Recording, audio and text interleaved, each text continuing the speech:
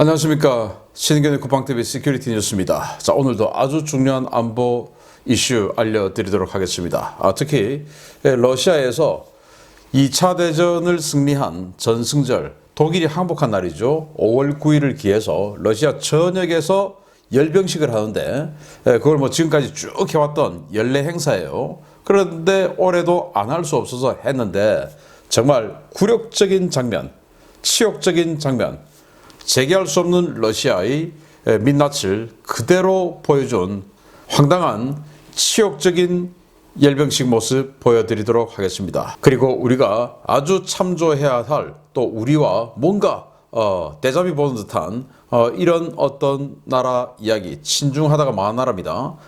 그리고 중국 이야기, 망할 징조가 보이는 중국 이야기 해드리도록 하겠습니다. 신인견의 쿠팡TV 구독, 알림, 좋아요 눌러주십시오. 극단적인 친중 정책으로 파키스탄을 빚더미에 올려놓고도 자신을 진보, 정의라고 주장하며 정계 복귀를 노리던 임란칸 전 파키스탄 총리가 법정 출두 과정에서 긴급 체포됐다는 소식입니다. 새로운 혐의가 발견됐기 때문인데 아직도 정신을 못 차린 칸 지지자들이 정부의 정치 보복이라며 폭동에 가까운 난동을 부리고 있습니다. 수십 건의 부패 혐의가 드러나 퇴임 직후 법원 문지방이 닳도록 드나들고 있는 임란칸 전 파키스탄 총리가 현지 시각 5월 9일 법원 출두 과정에서 정체불명의 준군사 조직에 의해 체포되는 상황이 발생했습니다. 현지 보도에 따르면 칸 전 총리는 현재 불구속 기소 상태로 재판에 출석하기 위해 이슬람아바드 법원에 출석했는데요. 법원 정문에서 신원 확인을 위해 생체정보 입력을 하던 중에 장갑차를 타고 온 정체불명의 병력들에게 체포되어 끌려갔습니다. 칸을 연행한 병력은 파키스탄의 반부패 기관인 국가첨영국 NAB로 알려졌는데요. 시위 진압 복장을 하고 곤봉으로 무장한 병력은 칸을 장갑 픽업 트럭에 태워 어디론가 사라졌습니다. 크리켓 선수 출신으로 중국의 지원을 받아 2018년 정권을 잡은 그는 중국의 1대1로에 국가 전체를 헌납하며 파키스탄을 중국의 식민지로 만들었다는 비판을 받고 있는데요. 그는 지난해 4월 경제 파탄과 팬데믹 대응 실패로 격앙된 민심 때문에 의회 불신임안이 가결되어 총리직을 잃었습니다. 그는 자신의 뇌물 혐의 증거가 수두룩하게 발견되고 외국 정부로부터 부당한 돈을 받은 증거 자료들도 언론을 통해 공개되고 있음에도 모든 것은 미국이 자신을 끌어내리기 위해 조작한 정치 공작이라고 주장하고 있습니다. 잘생긴 외모의 운동선수였던 칸은 친중 정책 외에도 파퓰리즘 정책으로 악명이 자자한 인물인데요. 그만큼 칸을 따르는 극성 지지자도 많아 현재의 세바즈 샤리프 총리를 끌어내리고 칸을 다시 옹립하겠다는 세력의 시위와 폭동으로 파키스탄 전국은 극심한 내홍을 겪고 있습니다. 칸의 지지자들은 국가첨영국의 칸 연행을 불법적인 납치로 규정하고 파키스탄 전국에서 칸 석방과 정권 퇴진, 조기 총선을 요구하는 시위와 폭동을 벌이고 있는데요. 국가 파탄으로 머리가 깨져도 특정 정치인을 광적으로 지지하는 후진적인 정치 행태, 남의 나라 일이 아닌 것 같습니다. 네, 그렇습니다. 이 사람이 임란 칸 파키스탄 총리인데요. 몇 년 동안 재임 기간 중에 중국에 어마어마하게 납작 엎드리면서 중국의 1대1로에 적극 협조를 했죠. 그러면서 거의 파키스탄 이 해안 지역, 특히 서부 지역은 완전히 그냥 중국화됐다라고 해도 과언이 아니고, 이 1대1로는 중국으로부터 차관, 즉 빚을 내어서 그 빚을 가지고 국가 인프라 사업을 하는데, 그 인프라 사업, 항만을 만들든지 철도, 발전소, 공항, 이런 것들 아니겠습니까? 그런 것들을 하는데 중국 업체들이 와서 해요. 중국 건설 업체들이. 그러니까 중국 은행에서 빚을 내서 중국 업체에 갖다 주는 겁니다. 그래서 그 이유는 그대로 중국인들이 가져가고 그 현장에서 일하는 근로자들, 아주 하층 근로자들, 여기만 파키스탄인들이 일을 하고, 그리고 여기에서 이제 앞으로 항만을 운영하면 항만 수입료 다 있죠. 그것도 중국이 받아가고, 이런 식으로 해서 파키스탄의 국부를 완전히 중국에 쫙쫙 빨대 꽂아서 빨아들이게 만든 인물입니다. 그러면서 그 과정에서 얼마나 또 많이 해 먹었겠습니까? 그러니까 이제 뇌물, 부정부패, 뭐 비리 경제 파탄 이런 여러 가지 혐의로 총리에서 쫓겨나는데 그럼에도 불구하고 아직 이자를 지지하는 극성 팬들이 많은 겁니다. 대깨죠, 대깨. 그래서 이 대깨들이 지금도 시위해서 육군본부 쪽으로 몰려가서 군인들이 들고 일어나서 칸을 다시 옹립하라 이런 시위를 하고 있는 거예요. 자, 그런데 불구속 기소가 되어서 지금 재판을 받으러 갔는데 법원에 이렇게 선글라스 딱 끼고 가서 이제 법원 출입 절차를 받고 있는 거예요. 그렇게 밟고 있는 중에 무장 어떤 그 시위진압복을 입은 그런 군인 비슷한 사람들이 와서 데려가 버린 겁니다. 그래서 이렇게 픽업 트럭에 장갑판을 대고, 그래서 군용 장갑차는 아니에요. 픽업 트럭인데 픽업 SUV죠. 여기다가 장갑판을 댄 이런 차에 싣고 어디론가 사라져 버렸어요. 그래서 알고 보니까 반부패 기관인 국가천연국에서 이렇게 잡아갔다. 그러니까 지금 파키스탄 전국이 안정 안 돼서 법원 따로 어디 따로 하니까 야, 법원 니들 못 믿겠다, 우리가 처벌한다, 데려가 버린 겁니다. 그러니까 이렇게 이제 전국적으로 여기 육군본부 쪽으로 가고 있는 대깨들이에요. 대깨 칸들. 자, 이렇게 해서 이건 미국이 사주한 거야 라고 하면서 미국하고 중국하고 패권 경쟁하니까 미국이 사주한 거야. 다시 칸을 다시 올려야 돼. 육군이들이 나서 이렇게 하고 있는 겁니다. 자, 어느 나라하고 좀 비슷한 상황인데 외모로 인기를 끌었나요? 그런 사람 하나 있었죠? 팬덤 정치에 의존하는가 있죠, 대개. 그리고 지금도 마찬가지고. 그리고 자신을 정의로 포장하는가. 와, 정의로운 이러면서 돌이켜보니까 물론 그때도 알았지만은 하나도 정의롭지 않은 그런. 그리고 친중 반미 똑같죠. 파퓰리즘 똑같죠. 국가재정 파탄냈죠. 빚더미 천조국 돼버렸죠. 서민경제 파탄냈죠. 서민경제 더 어려워졌죠. 본인 또는 측근이 부정부패에 연루됐냐? 연루 많이 됐죠. 사위 취직했던 그 회사 대표 국회의원 시켜주고 그 국회의원 지금 구속됐죠. 퇴임 후에 정치활동 계속하고 있죠. 칸도 마찬가지인데 근데 결정적으로 법의 심판을 받았나? 우리는 안 받아요. 그래서 이 허접해 보이는 파키스탄보다도 대한민국은 더 못하다. 법치국가인데 법이 작동을 하지 못해. 왜? 대깨들 때문에 라는 이런 생각이 든다. 그래서 파키스탄, 뭐 파키스탄 그럼 좀 허접하다 라고 생각하는 사람들 많을 텐데 이렇게 쫙 가다가 마지막에 딱 보니까 그래도 우리보다 나은 점이 있네 라는 생각이 드는 거예요. 머리가 깨지면 큰일 납니다. 그래서 머리 깨지지 마시고 정말 똑바로 우리나라 사람들 얼마나 교육 수준 높습니까? 그 교육 수준 높은 그 수준을, 그 이성을 그대로 발휘해서 한번 생각해 보십시오. 정치보복이다, 검찰의 정치보복이다 하는데 지금 이 시기에 5년 전 이 시기에 수천 명 잡아놨죠. 수천 명. 기가 막힌 겁니다. 두 번째입니다. 역대 중국 왕조들은 관리들의 폭정과 수탈이 농민 봉기나 지방 군벌의 반정으로 이어지며 무너졌습니다. 3년임에 성공하며 사실상 시왕조를 연 중국이 왕조 말기에나 일어났던 수탈에 나서 주민들의 분노를 사고 있다는 소식입니다. 최근 중국에서 일명 농관, 공식 명칭 농촌종합행정관리로 불리는 관리들의 횡포가 극심해 이들의 수탈이 심해지며 주민들의 분노가 크게 달하고 있다고 에포크 타임즈가 현지 시각 5월 9일 보도했습니다. 매체가 인용한 차이나 디지털 타임스 보도 속에 등장하는 후난성 천저우시 거주 농민 리 씨는 최근 황당한 일을 겪었습니다. 농지 6,000제곱미터에 생강을 심고 농업에 종사하던 리 씨는 밭에 물을 주러 갔다가 하룻밤 사이에 생강이 모두 사라진 것을 발견했습니다. 그는 수소문 끝에 생강을 모두 뽑아간 것이 농관이라는 것을 알아채고 행정당국에 손해배상을 청구했는데요. 당국은 리 씨의 청구를 받아들이기는커녕 생강은 식량으로 분류할 수 없는 작물이기 때문에 그것을 심은 것 자체가 불법이다 라며 당장 밭을 논으로 만들어 벼를 심지 않으면 불법 행위를 한 것으로 간주해 처벌하겠다 라고 통보했습니다. 장시성 상라오시에 거주하는 또 다른 농민은 농관들이 매일 차를 타고 마을들을 돌며 닭, 오리, 개, 돼지 같은 가축은 물론 작은 어장에 키우는 물고기도 다 털어가고 있다 라며 항일 전쟁 당시 구이츠 놈들에게 탈탈 털리는 기분이라고 호소했습니다. 중국 농민들을 수탈하는 농관은 지난 2018년 국무원 농업농촌부의 농업법 집행 강화를 위해 도입된 제도입니다. 지난해 말까지 전국 시와 현급 행정기관마다 부서가 신설되었고 8만 2천 명의 농관이 새로 임명되어 올해 1월 1일부터 공식 업무를 시작했습니다.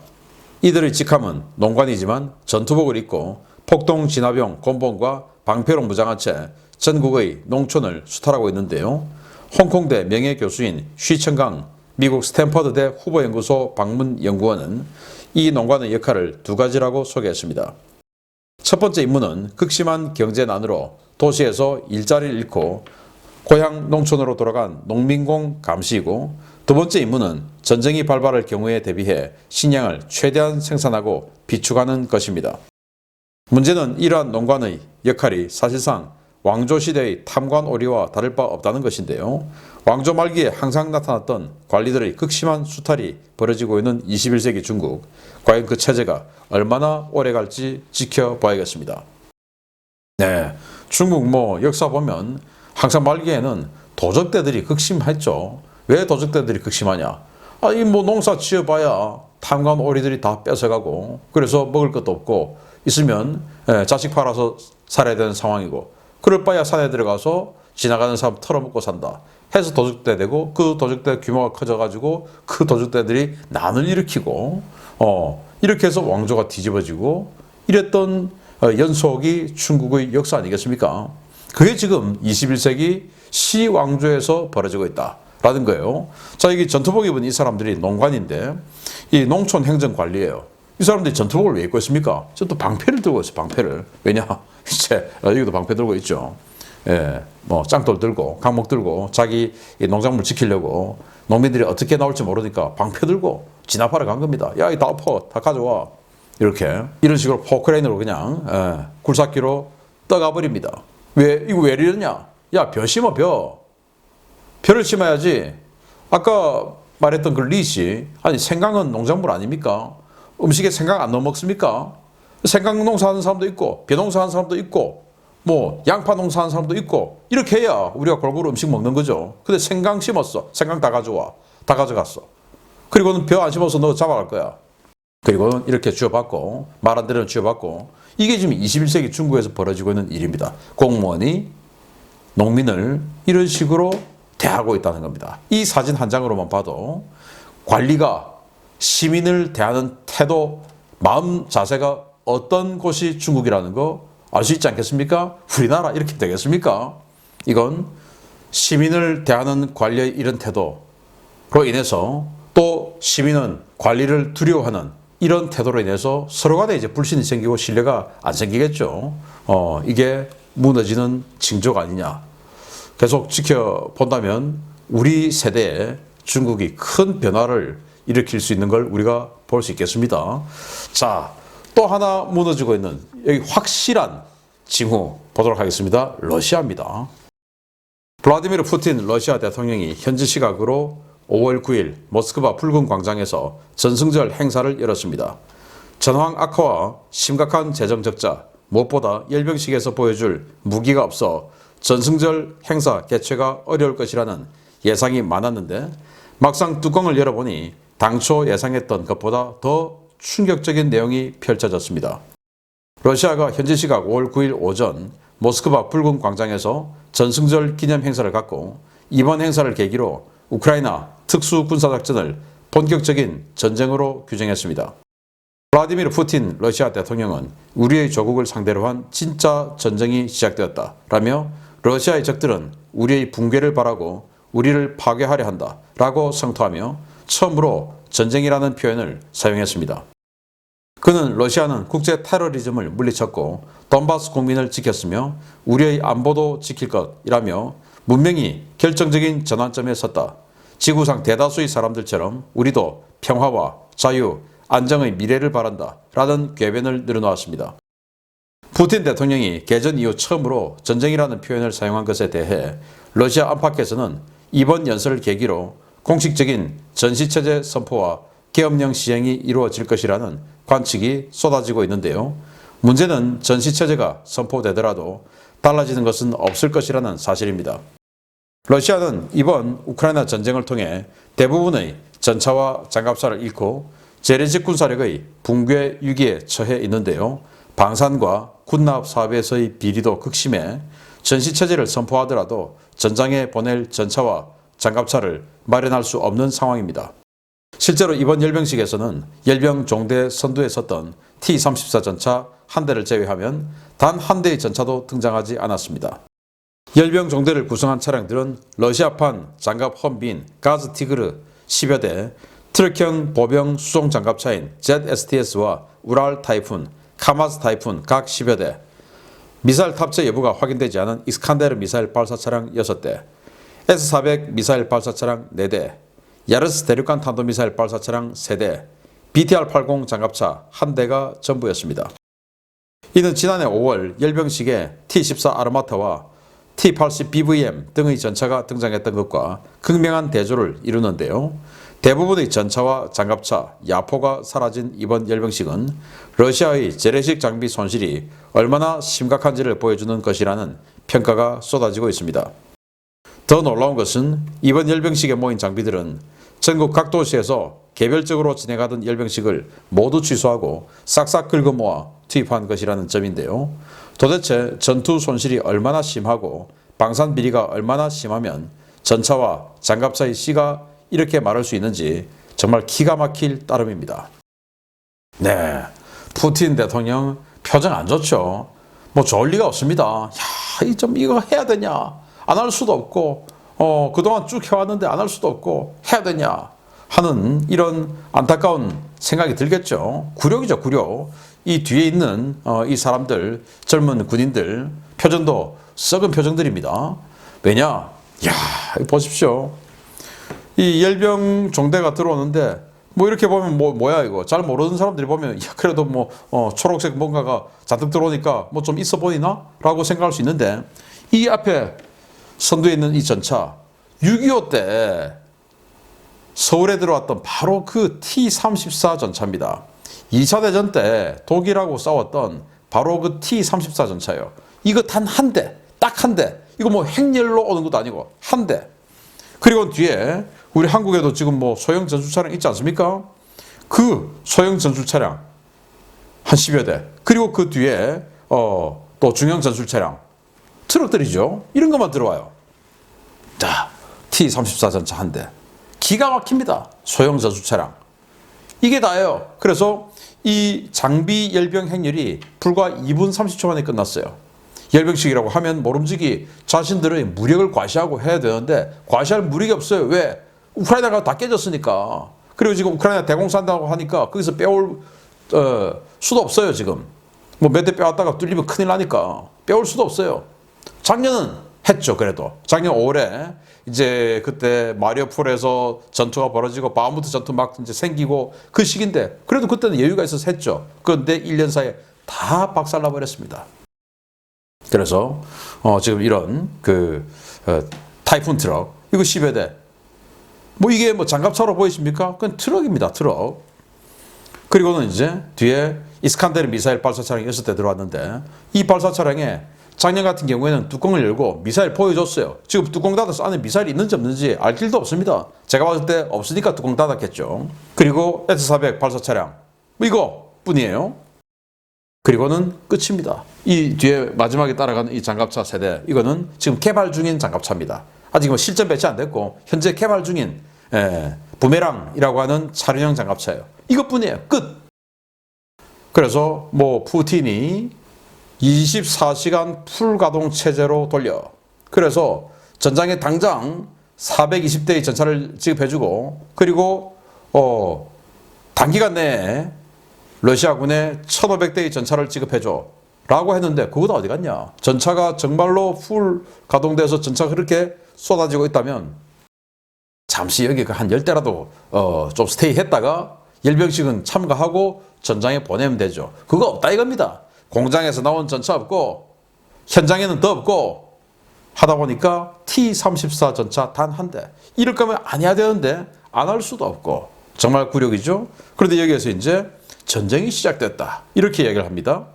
계엄령 선포해서 마구마구 동원할 수 있는 이런 바탕을 마련한 것인지, 그래도 지금 이 정권이 살아있는 게 계엄령을 선포 안 해서 민생에 전체적으로 영향은 주지 않으니까 살아있는 건데, 이제 모든 국민들이 이 전쟁에 시달리게 되면 이제 다른 상황이 나올 수가 있겠죠.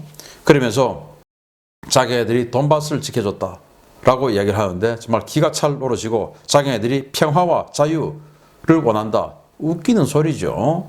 자, 이러면서 적반하장으로 오히려 서방을 욕하고 있는데, 그러면서 연설 중에 굉장히 의미심장한 말이 나왔습니다. 러시아의 적들은 우리의 붕괴를 바라고 파괴하려 한다. 자신들도 붕괴가 될 것이라는 그런 위험성을 인지하고 있는 겁니다. 러시아의 붕괴. 아까 앞에서는 중국 붕괴의 역사적 수레바퀴를 보여드렸는데, 이제는 러시아의 붕괴의 현장을 우리는, 그 붕괴의 바퀴가 스타트를 한 것을 우리는 목도하고 있는 겁니다. 기분 좋은 마음으로 우리를 분단을 시켰고 6.25 전쟁을 일으키게 했던 그 배우가 바로 소련, 그 소련을 이어받은 러시아 아닙니까? 역사, 우리의 비극을 돌려받는 모습을 우리가 보기 바랍니다. 마치겠습니다. 감사합니다.